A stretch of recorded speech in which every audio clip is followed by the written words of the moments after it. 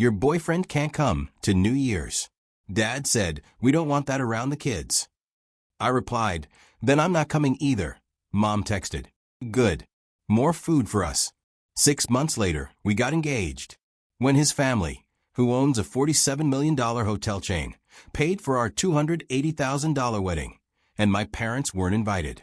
I was standing in my parents' entryway with a foil pan of baked mac and cheese warming my palms when my dad leaned in like he was doing me a favor and said, your boyfriend can't come to New Year's. Behind me, my son Noah bounced on the balls of his feet, already wearing the plastic top hat he'd picked out at the dollar store. He was 8, quiet in crowds, the kind of kid who watched first and spoke later. He'd spent the whole car ride practicing the countdown in a whisper. I blinked. What? Dad's voice stayed flat. We don't want that around the kids. Noah's smile slipped. Not a dramatic cry, just that instant shut off like someone dimmed a light. My throat tightened so hard I tasted metal. I stared at my dad's face, the face I'd spent my entire life trying to please, and I heard myself say, calm and clear, then, I'm not coming either. My mom was behind him in the hallway, already irritated, already done. She didn't even pretend to be surprised. I didn't argue. I didn't beg. I just turned, grabbed Noah's little overnight bag, and walked back out into the cold. By the time I buckled Noah into the car, my phone buzzed. Mom, good. More food for us. I sat there with my hand on the steering wheel, staring at that text until the screen dimmed. Noah looked out the window like he was studying the frost, like if he focused hard enough, he wouldn't have to feel anything.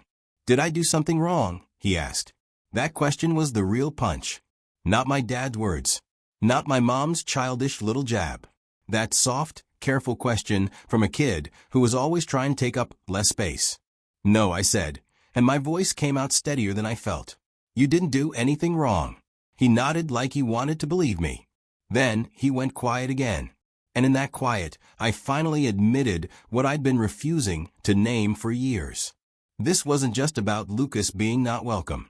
This was about me finally not being useful in the way they preferred, because as long as I was the family helper, the family fixer, the family walking wallet, my personal life didn't matter.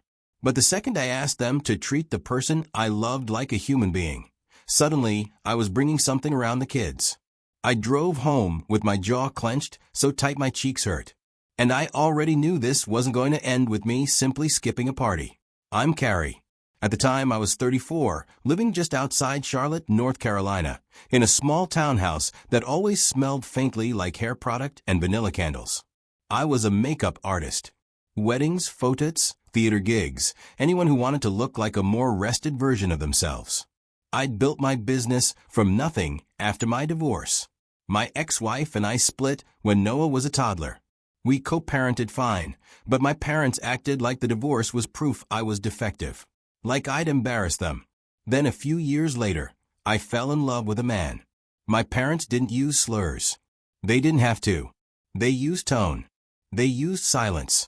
They used phrases like, we just don't understand why you have to make it your whole personality. Even when I wasn't making anything a personality, I was just living. Lucas and I met when I did makeup for a charity gala. He was there helping with the event, sleeves rolled up, actually working, not posing for photos. He had this calm, steady way of moving through a room like nothing could knock him off center. He asked about my brushes like he genuinely cared. He remembered Noah's name after meeting him once.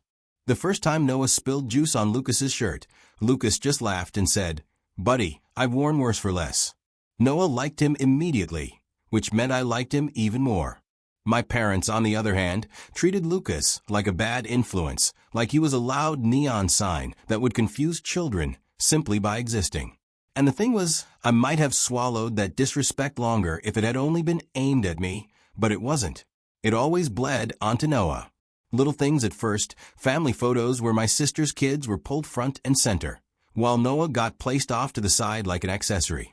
Birthday parties, where there was always an oops we didn't realize he'd be here 2 extra slice of pizza comments like he's sensitive, isn't he said with that smile adults use when they're not asking a question. I kept telling myself it was awkwardness, generational adjustment. I kept telling myself they would come around, and I kept paying for things because in my family money was the language of love and control all wrapped together when my dad's truck needed repairs. I paid the mechanic directly $1,450.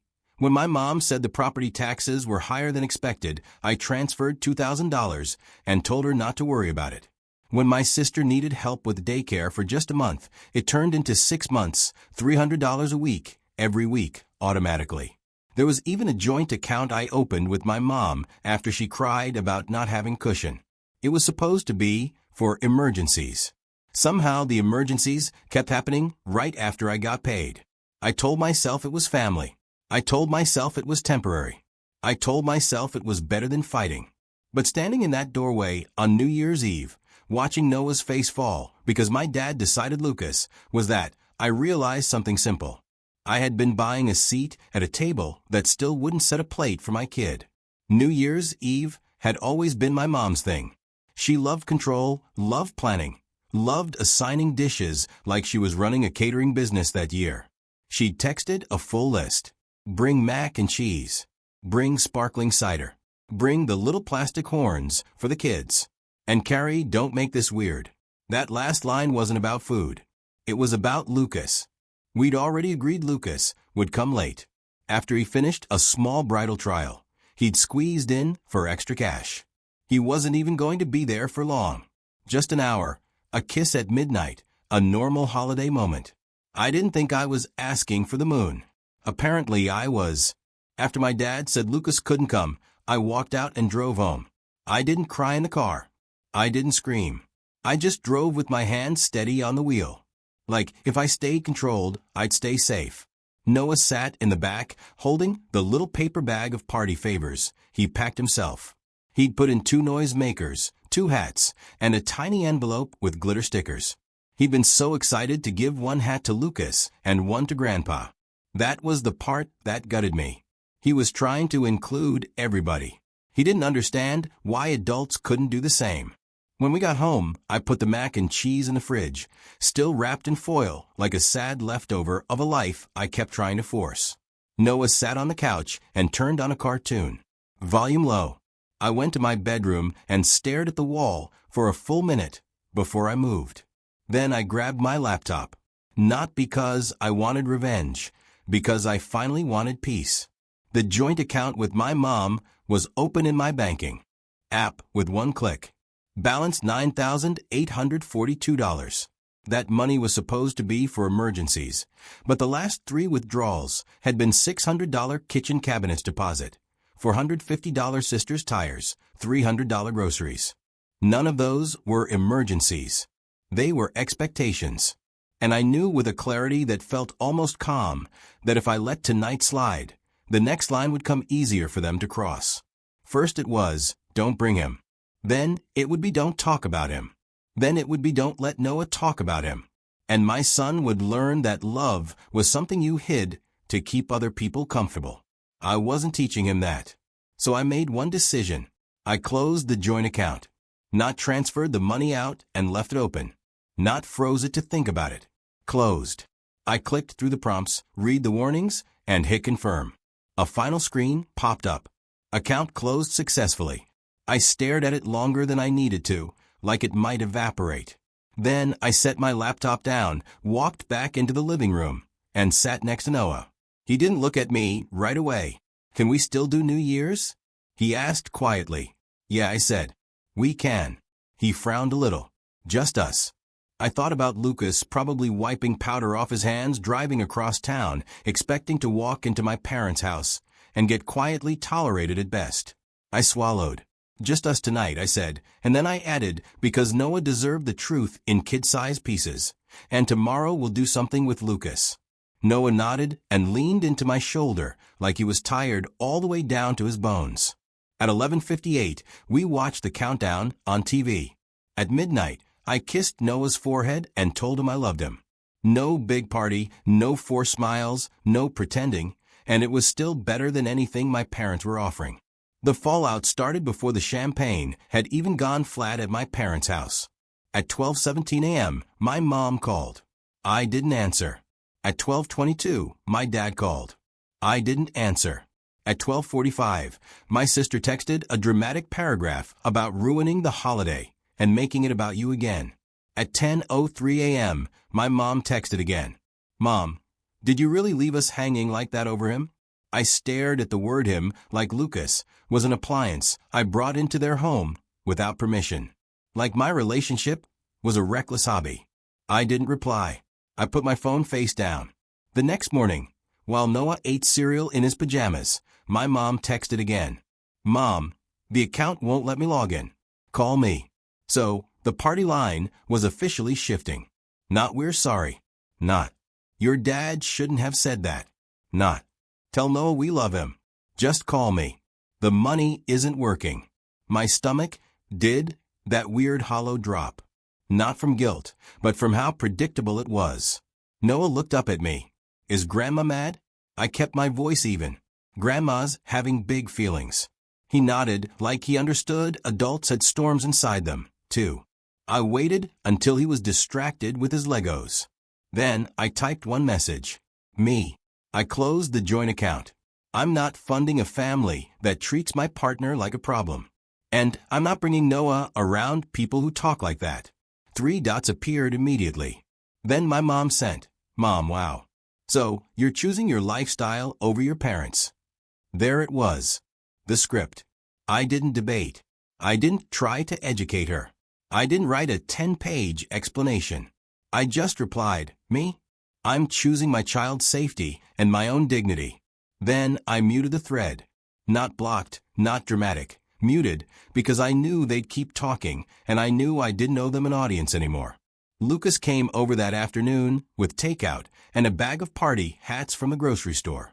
He didn't knock like he was afraid of taking up space. He walked in like he belonged, because he did.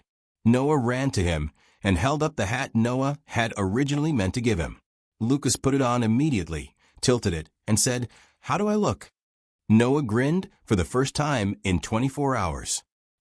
Silly. Lucas sat on the floor and built Legos with him like it was the most important meeting in the world.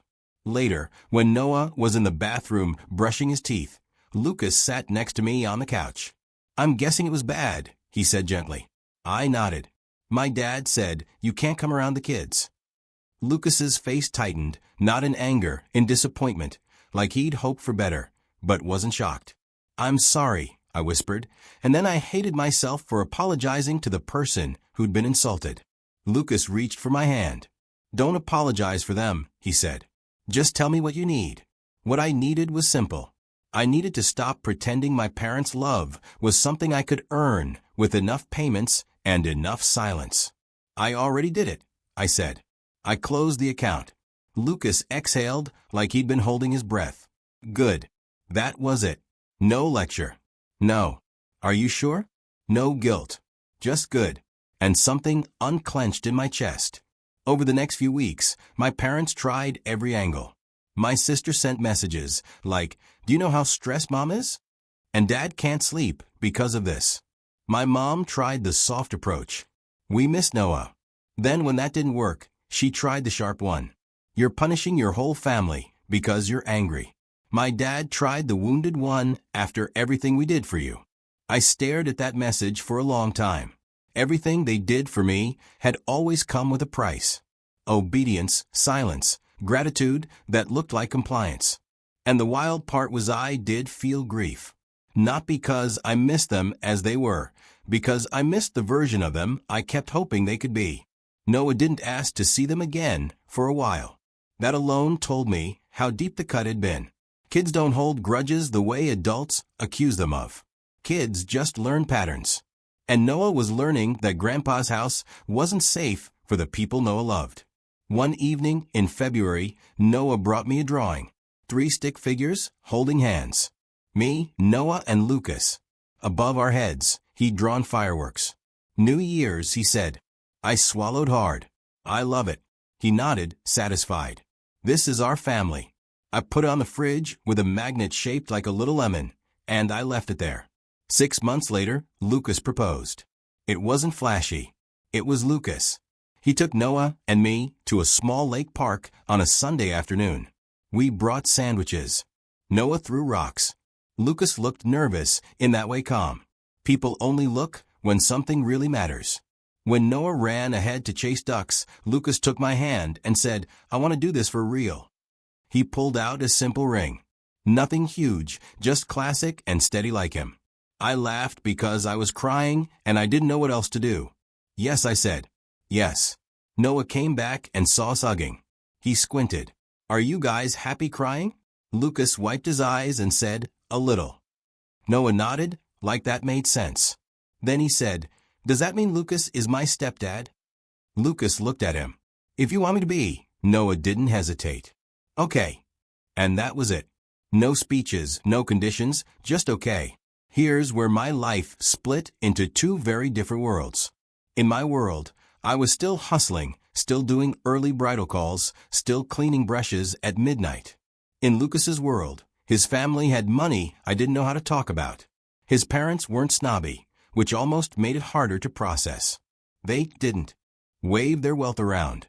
They just had it. They owned a hotel chain, not a cute little boutique place, a real chain. Later, I learned the portfolio was valued around $47 million. The first time I visited one of their properties, I felt like I was wearing my skin wrong. Like everyone could tell I grew up counting pennies. Lucas's mom hugged me like she'd been waiting years to do it. She asked about my work. She asked about Noah's school. She asked what Noah liked for breakfast. Lucas's dad shook my hand and said, "We're glad you're here." Then he looked right at Noah and said, "We're glad you're here, too, buddy." Noah beamed. No hesitation. No, kids don't need to see that. Just welcome. They didn't buy Noah's love. They earned it the way adults are supposed to. By showing up, by listening, by being kind. When we started planning the wedding, I assumed we'd do something small. A backyard, a nice dinner, maybe a small venue if my savings allowed. Lucas's parents sat us down and said, "We'd like to pay for it." I tried to refuse. My entire body went into panic mode because, in my family, money was never just money. Lucas's mom said, "Carrie, this isn't a leash. This is a gift." Lucas squeezed my hand under the table like he was telling me, "You're allowed to accept love without earning it through suffering." We ended up with a wedding budget that felt unreal. $280,000. A number so big my brain tried to reject it like a glitch. It was held at one of their hotels, a stunning property with warm lighting and old wood floors and staff that treated me like I mattered. And for the first time in my life, I had to face a strange truth. People could be generous without using it to control me. I cried in the fitting room while Noah tried on his little suit and complained about the collar. Lucas's sister helped me breathe and said, "It's okay. It's a lot." We know that kindness made me cry harder. I didn't rush to tell my parents about the engagement, not because I wanted to punish them, because I didn't want to hand them another weapon. Eventually, I sent a simple message. "Me, Lucas, and I are engaged. I'm letting you know, because you're my parents. I still need you to respect my family if you want to be part of our lives." My mom replied a day later. "Mom, congratulations. Tell Noah we love him. We still don't agree with your choices." I stared at that last line. We still don't agree with your choices. Like I'd chosen a tattoo. Like I'd chosen a bad haircut. Not like I'd chosen love. Not like I'd chosen a home. I didn't respond. And I made another choice quietly. One that felt like setting down a heavy box I'd been carrying for too long. I didn't invite them. No dramatic announcement. No, you're cut off forever speech. Just no invitation, because the truth was simple. A wedding is where you gather the people who have protected your joy. My parents had tried to poison it. They didn't get to sit in a front row seat for something they tried to shame out of me. They found out anyway. People always do. A cousin saw a save the date on social media. Someone talked. My sister called me for the first time in months. Voice sharp. "Are you serious?" Mom's crying. I kept my voice calm. "I'm not doing this. You're really going to marry into money and forget where you came from?" She spat. That one actually made me laugh. Short and humorless. "Where I came from," I said. "You mean the place where my son was treated like collateral damage? The place where my partner was called that?" She went quiet, then snapped. Dad was just protecting the kids. I felt my patience drain like water. No, I said he was protecting his comfort at Noah's expense. She tried the guilt angle. Mom says you owe her. And there it was again. Always. I looked over at Noah, who was on the floor drawing little tuxedos on stick figures, planning what he wanted the grooms to wear. I lowered my voice. I don't owe you access to my life, I said. And I don't owe you my money.